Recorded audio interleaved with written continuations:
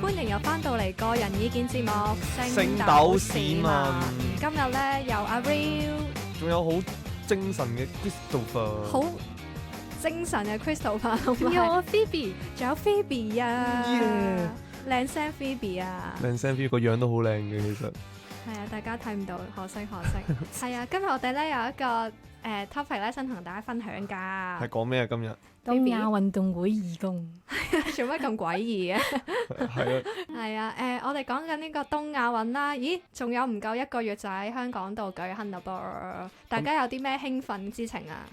我東亞運動會嚟到香港搞，其實咧係一個國際嘅城市，即係我哋一個國際嘅都會咧，搞啲咁國際化嘅嘢，其實真係唔好講呢啲哇嘢，你有好冇買感動啊飛先？我呢啲有人會幫我買㗎啦，係咁樣咪啊？即係將會買飛，將會買飛啦，即係冇買啦。未買住唔代表唔未買住買，係咪有呢個 probability 同 possibility 咁樣 OK。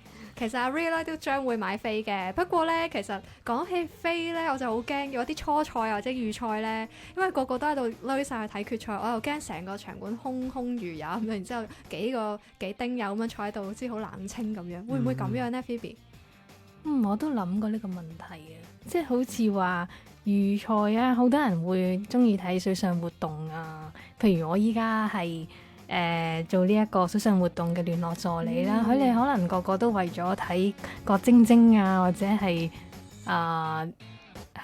其他一啲著名嘅選手啊，嗰哇啲中國哇！選手啊，即係話而家 Phoebe 你係做幫東亞運動會做緊義工咁樣嘅，係啦，依家就 training 緊咯。你係而家要做啲咩 training 咁樣嘅？其實講起 training 咧，其實我未 training 之前，我諗住係有得大家玩遊戲咁樣啦，點知去到即係咧，破冰咁樣。哇，好似聽講座咁坐喺度3個鐘咁，好悶啊！